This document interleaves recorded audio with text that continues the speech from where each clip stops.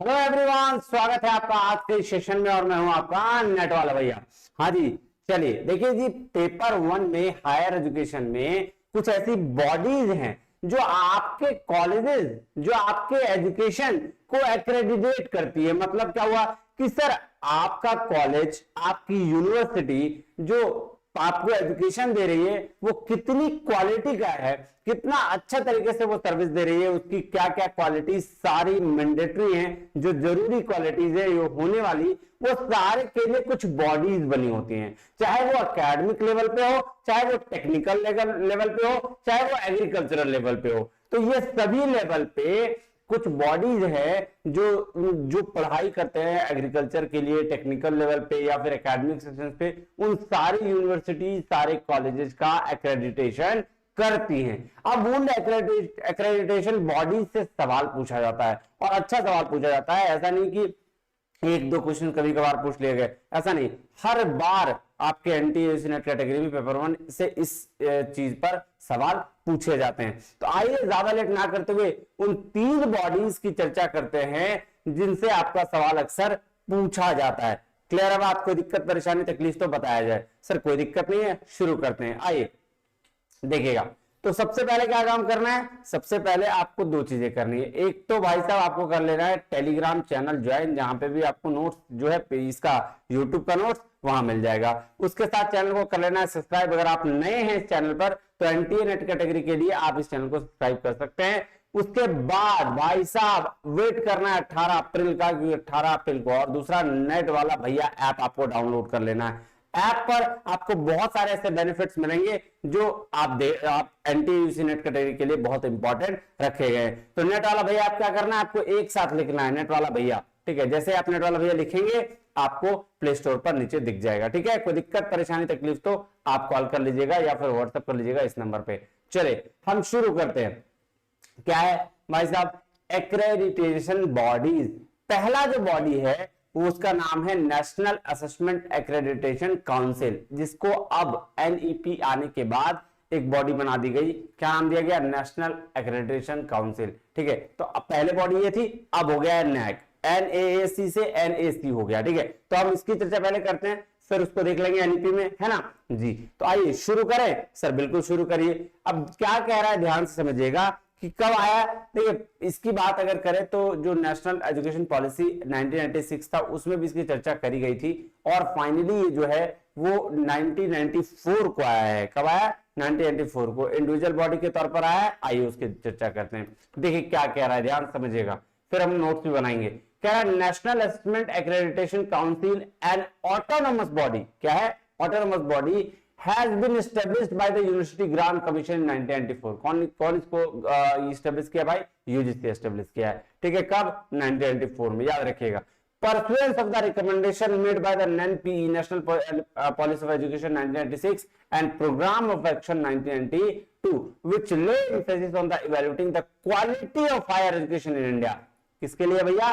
Higher education में quality को evaluate की, जो भी यूनिवर्सिटीज है या जो कॉलेजेस हैं आपको किस लेवल पर क्वालिटी दे रही है उसका इवैल्यूएशन करने के लिए बॉडी बनाया गया। कह रहा था prime mandate of NAAC as invested in its memorandum of association is to assess and accredit institution of higher learning, universities, college or one or more their units, that is department, school, institutions, programs। ये बात ध्यान में समझ में आया? अभी यही कह रहा है कि प्राइम मैंडेट जो है, प्राइम मैंडेट सबसे ज्यादा मैंडेट वाला, क्या? एसेस करना और एक्रेडिट करना किसको? इंस्टीट्यूशन ऑफ हायर लर्निंग को, जितने भी हायर लर्निंग के डिपार्टमेंट्स हैं, यूनिवर्सिटीज है, कॉलेजेस है और या फिर उसके कुछ यूनिट्स है, चाहे जैसे डिपार्टमेंट हो गए, इंस्टीट्यूशंस हो गए, ठीक है, प्रोग्राम्स हो गया, तो उन सब को की क्वालिटी को एसेस और एक्रेडिटेट करने का काम कौन करती है? सर नैक करती है। तो ये किस चीज के लिए? सर ये एकेडमिक इंस्टीट्यूशंस के लिए। किसके लिए? एकेडमिक के लिए। देखिए क्या, the NAAC functions through its general council and executive committee where educational administration, policy makers और sincere academicians, है ना, from a cross section of the higher education are represented। ठीक है, कोई दिक्कत परेशानी नहीं सर, ध्यान से देखिएगा। कह रहा under the new methodology introduced by NAAC 1 April 2007 other the higher education institution are assessed and aggregated by two step approach, दो स्टेप अप्रोच है उसके तहत इसका क्या किया जाता है सर, इसके आपकी एग्रेडेशन की जाती है। फर्स्ट स्टेप क्या है, institution is required to seek institutional eligibility for quality assessment. तो इंस्टीट्यूशन को IEQUA, ठीक है, IEQUA है ना, इक्वा का आपको क्या करना पड़ता है भैया, आपको पहला स्टेप यहाँ पे आपको चेक करना पड़ता है। और सेकंड स्टेप क्या है, असेसमेंट कराने का और एक्रेडिटेशन कराने का। Institute under the grade A, B, C और D, those which are not accredited, मतलब अगर 4 कैटेगरी A, B, C और D, अगर C तक रहा तब तो भाई आप एक्रेडिटेशन आपको मिल गया, लेकिन अगर D कैटेगरी रहा तो मतलब एक्रेडिटेड नहीं हुआ, आपकी इंस्टीट्यूशन फिर बहुत ही गंदी तरीके से चल रही है, उस पर कोई क्वालिटी बेस नहीं है। देखिए इसमें एक्रेडिटेशन करने का ना मार्क्स भी है, क्या है कि सर अगर आप 1.51 से ऊपर जाएंगे तो नैक का एग्रेडेशन मिलेगा, और 3.51 तक मैक्सिमम ग्रेड आपका इसको मिल सकता है जो A+ का है। ठीक है, चलिए अब देखो 7 क्राइटेरिया, नाक ने 7 क्राइटेरिया आइडेंटिफाई किया।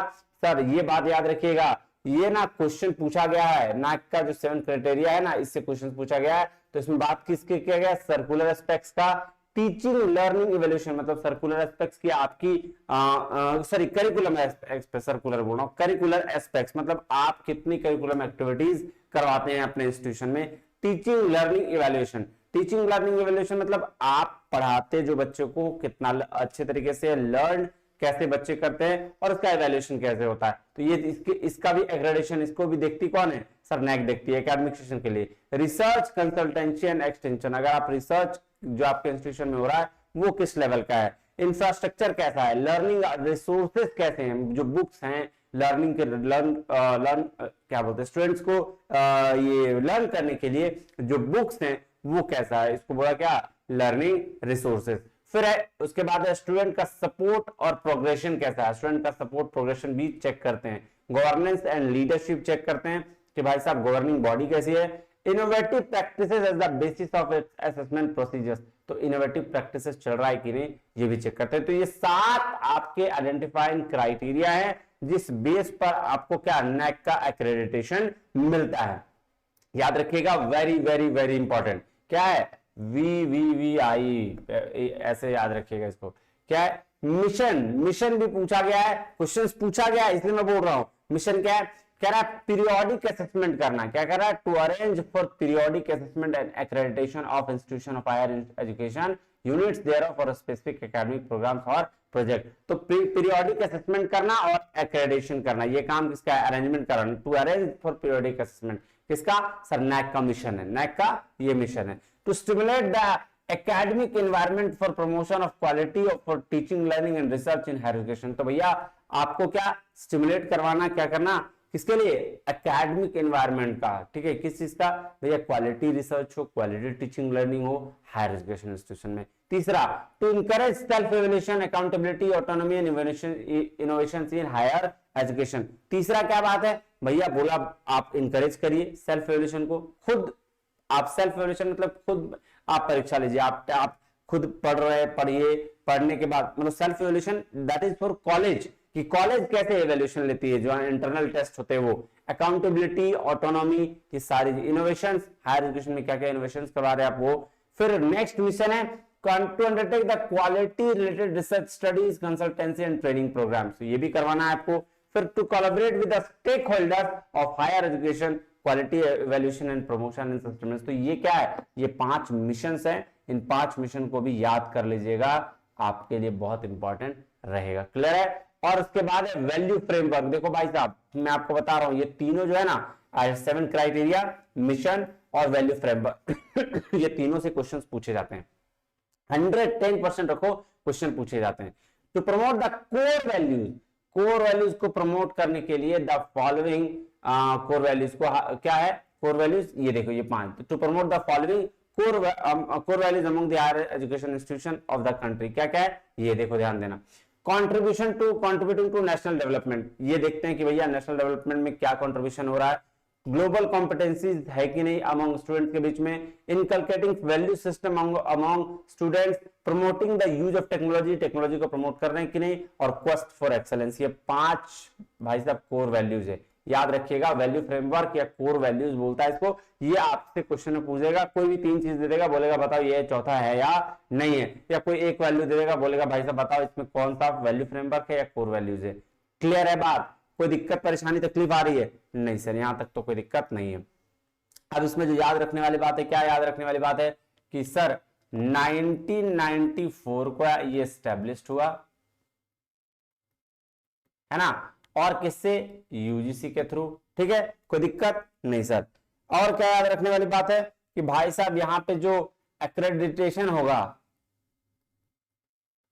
है ना, वो कैसे होगा सर? आपका 1.51 मिनिमम मार्क्स है और मैक्सिमम कितना है? 3.51 मैक्सिमम, जिसमें आपको कैटेगरी मिलेगी, ये ए प्लस के लिए है और ये आपका सी के लिए। ठीक है, याद रखिएगा, वैसा ही है, आप 0.55 बढ़ाते चले जाइए। चलिए, ये हो गया। अब क्या है भाई साहब? ये ऑटोनोमस बॉडी है। क्या है? ऑटोनोमस बॉडी है, ऑटोनोमस। ठीक है, ऑटोनोमस बॉडी, ये याद रखिएगा। तो बस इतना ही, ये आपका मेन हो गया क्रक्स, इतना याद रखिए। इसके साथ ये थी वैल्यू, कोर वैल्यूज, मिशन और आपका ये 7 क्राइटेरिया, इसको याद रखना है, काम आपका बन जाएगा। दूसरी बॉडी वो एकेडमिक बॉडी थी, एकेडमिक इंस्टीट्यूशन के लिए याद रखना। दूसरी बॉडी जो है वो है NBA, national board of accreditation. अब देखो एनबीए जो है वो क्या है भाई साहब? वो आपका टेक्निकल एजुकेशन के लिए। टेक्निकल एजुकेशन में क्या क्या आएगा जी? टेक्निकल एजुकेशन की अगर हम बात करें तो भाई साहब ये इसका जो एआईसीटी है, क्या एआईसीटी कौन सी बॉडी है? All India council of technical education, जो भाई साहब क्या करती है? ये एक्रेडिटेशन के लिए और वो डिग्री के लिए जो सर्टिफिकेशन देती है, वो कौन बॉडी है? एआईसीटी। जैसे आपका नैक के यूजीसी के अंदर सारी यूनिवर्सिटीज आती है जी, और उसका बॉडी कौन हुआ? एक्रेडिटेशन के लिए नैक हुआ। उसी तरह से एआईसीटी जो है वो एक ऐसी बॉडी है जो सारे टेक्निकल यूनिवर्सिटीज को सर्टिफिकेशन देती है और टेक्निकल चीजों के लिए, मैनेजमेंट जैसे मीडिया अदर चीजों के लिए भी यही देती है। अब क्या कह रहा है कि एनबीए जो था वो पहले इनिशियली एस्टेब्लिश्ड हुआ था एआईसीटी के अंदर, और किसके? एआईसीटी के ये द्वारा ही। ठीक है, अब अगर हम बात करें तो वो चेंज हुआ है, कब से वो भी देखेंगे। कह रहा है national body of accreditation initially India was initially established by AICT. किसके द्वारा किया गया? एआईसीटी के द्वारा किया गया, all India council of technical education, under section 10U AICT act 1994, 1994 में ही इसका भी एस्टेब्लिशमेंट हुआ था। किसके द्वारा? एआईसीटीई के द्वारा। In order to assess the qualitative competence of programs offered by the educational institution diploma level to post graduate level, मतलब डिप्लोमा से पोस्ट ग्रेजुएट तक जितना भी टेक्निकल एजुकेशन था, जस्ट जैसे engineering, technology, management, pharmacy, architecture related discipline which are approved by AICTE, जो approve करते हैं कौन? एआईसीटी। मिला जुला के अगर मैं बात करूं तो AICTE, all India council of technical education, जितने यूनिवर्सिटीज को या जितने टेक्निकल चीजों को सर्टिफिकेट देते हैं, सर्टिफिकेट बोलते हैं, ग्रांट्स देते हैं, तो उतने लोगों के लिए जो एक्रेडिटेशन का काम करती है, क्वालिटी चेक का काम करती है, वो एनबीए करती है। ठीक है, अब क्या बोल रहा है? एनबीए इंडिपेंडेंट बॉडी में कब आया? तो NBA came into existence as an independent autonomous body with effect of 7 जनवरी 2010, 2010 में 7 जनवरी 2010 को, विद ऑब्जेक्टिव्स ऑफ एश्योरेंस, क्या एश्योर करने के लिए कि quality and relevance to the technical education, quality और रिलेवेंस कि भैया कितना सही तरीके से चल रहा है, specially of the programmes in the professional and technical discipline. कौन कौन सा प्रोफेशनल टेक्निकल डिसिप्लिन? जैसे engineering technology, management, architecture, pharmacy, hotel management, catering technology, through mechanism of accreditation of programmes offered by technical institution. तो ये याद रखिएगा कि इसमें लॉ नहीं है, ठीक है ना, इसमें लॉ नहीं है, इसमें मेडिकल काउंसिल ऑफ इंडिया भी नहीं, यानी कि टेक्निकल में आपका लॉ और डॉक्टर को इंक्लूड नहीं किया गया है। तो ये बात पूछा गया सवाल है, याद रखिएगा कि भाई साहब टेक्निकल एजुकेशन में कौन कौन से आते हैं, तो बस इतना ही जो आपको याद करना है। एकेडमिक में तो है ही, टेक्निकल ही हो गया, law, bar council of India और मेडिकल काउंसिल ऑफ इंडिया इसके अंतर्गत नहीं आता है, उसके लिए अलग बॉडी बनी है। ठीक है, चलो क्या कह रहा है? The memorandum of association rules NBA were amended in April 2013, 2013 में अमेंड हुआ, और it to make it completely independent of AICTE, पूरी एआईसीटी से कंप्लीटली इंडिपेंडेंट होने के लिए 2013 में कुछ कुछ अमेंडमेंट्स किए गए और फिर वो पूरी तरीके से इंडिपेंडेंट बॉडी बन गई। ऑब्जेक्टिव्स क्या है, ऑब्जेक्टिव थोड़ा थोड़ा ऑब्जेक्टिव देखिएगा, है ना। देखिए, to evolve the standards and parameter of assessment and accreditation, ठीक है। तो किसके लिए, standards of and parameters assessment और एक्रेडिटेशन के लिए, टेक्निकल एजुकेशन के लिए। To promote excellence through a benchmark process, excellence को प्रमोट करने के लिए, है ना। उसके बाद क्या है sir, to promote the quality conscious system, किसके लिए, क्वालिटी कंसियस सिस्टम के लिए, जो किसमें, टेक्निकल एजुकेशन में, ठीक है। To build a technical education system as a facilitator of human resources, ठीक है। To set the quality benchmark targeted at a global national level, देखो क्वालिटी बेंचमार्क को टारगेट करने के लिए, चाहे वो नेशनल हो या ग्लोबल लेवल पे हो। To conduct evaluation of self assessment of technical institution, evaluation of self assessment किसका, टेक्निकल इंस्टीट्यूशन का। To contribute the domain of knowledge in the quality parameters, बात समझ में आया जी sir.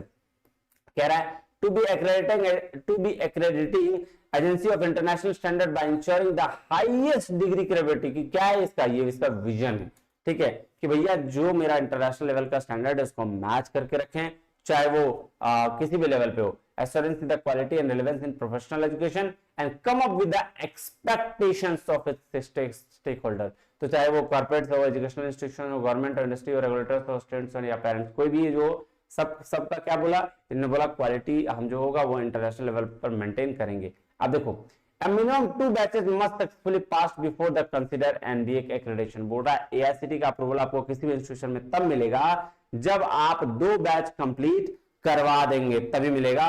And for institution offering management courses के लिए the number of required batches are 3, तो मैनेजमेंट कोर्स के लिए 3, नॉर्मल कोर्स के लिए क्या है 2 बैच आपको पास होना होगा, तब जाके एक्रेडिटेशन आपका एनबीए करेगा। NBA does not part time course, अच्छा एनबीए जो है पार्ट टाइम कोर्सेज का एक्रेडिटेशन नहीं करता है, फुल टाइम कोर्सेज के लिए करता है। बात समझ में आई, कोई दिक्कत परेशानी तकलीफ नहीं सर। तो इसमें 2-3 पॉइंट याद रखने हैं कि पहला कब आया, 1994 में, उस समय AICTE के द्वारा आया, ठीक है। अब 2010 में ये इंडिपेंडेंट बॉडी बना, है ना, इंडिपेंडेंट बॉडी बना, और 2010 में ही ना, कब, 7 जनवरी 2010 को, है ना, को ये क्या बना, इंडिपेंडेंट बॉडी बना, ठीक है, जिसको ऑटोनॉमस भी कहते हैं, ऑटोनॉमस, ठीक है। कोई दिक्कत परेशानी तकलीफ तो यहां बता दिया जाए, बस आपको यही याद रखना है, इससे ज्यादा तो क्या ही याद रखिएगा, ये 2 चीज याद रखिए, और इसके साथ साथ ये वाला कि कौन कौन से टेक्निकल का ये चेक करता है, ठीक है, खत्म कहानी इसमें। और ये वाला भी याद रख लीजिएगा कि जब कोई नॉर्मल कैटेगरी में हो, मतलब अगर मैनेजमेंट के लिए हो तो 3 बार कोर्स आपको ये कंप्लीट कर लेना होगा, और ग्रेजुएशन में अगर कोई बात करें कि अदर कैटेगरी, जैसे मान लो अभी था ना इंजीनियरिंग वगैरह में, तो 2 बैच कंप्लीट होना चाहिए, ठीक है। चलो, तीसरा है accreditation board. Sir accreditation board की अगर बात करें तो ये एग्रीकल्चर रिसर्च के लिए, और ये 1996 में आया था, और वहां एक्रेडिटेशन ये किसका करता है, एग्रीकल्चर लेवल पे जितने इंस्टीट्यूशन है उसके लिए। तो कह रहा है क्या, आइए देखते हैं, कह रहा है AB was set up by the Indian Council of Agriculture Research ICAR के द्वारा 1996 में with a mandate to accredited agriculture institution, किसके लिए, इसके लिए इसका मैंडेट क्या है कि एक्रेडिट करना एग्रीकल्चरल इंस्टीट्यूशन को। Accreditation done by AB is generally valid for period for 5 से 10 साल के लिए होता है, और linked for funding year wise institution accredited। कह रहा है it is important to note that although accreditation is voluntary in the India, some states such Karnataka and Tamil Nadu have the made it mandatory, especially of professional। देखो AB का जो है ना, अगर agriculture board की बात करें, agriculture की बात करें, तो एग्रीकल्चर के लिए ये मैंडेटरी नहीं रखा गया कि आपको एक्रेडिटेशन करवाना है, लेकिन कुछ स्टेट जो इंडिया के, कर्नाटका या तमिलनाडु, ये 2 याद रखिएगा, जो मैंडेटरी रखा है कि आप प्रोफेशनल इंस्टीट्यूशन जो एग्रीकल्चर लेवल पे हो उसको एक्रेडिटेट करवाना पड़ेगा। Despite of these, only few institutions are accredited. In fact, only 36% engineering, 10% management programs have been accredited by NBA. So, government is in process of creating a single independent body to regulate various aspects of higher education, and the same should be done in earliest। तो देखो ऐसे NEP में, national education policy जब हम पढ़ेंगे तो उसमें एक बॉडी आ गई है ना, HECI, higher education council of India, और उसके तहत 4 बॉडी, और वही 4 बॉडी अब सारा के एक्रेडिटेशन देखेंगी। इसकी चर्चा हम नेशनल एजुकेशन पॉलिसी में कर चुके हैं, और फिर अगली वीडियो जब आएगी तो उसमें भी करेंगे, ठीक है। कोई दिक्कत परेशानी तकलीफ तो बताया जाए, नहीं ना, नहीं सर। बात समझ में आ गई जी सर। तो चलिए फिर मिलते हैं अगले वीडियो में, पर ऐप डाउनलोड जरूर कीजिएगा और वीडियो अच्छा लगा तो उसको शेयर जरूर कीजिएगा। मिलते हैं अगले वीडियो में, तब तक के लिए बहुत बहुत धन्यवाद। Thank you very much. जय हिंद।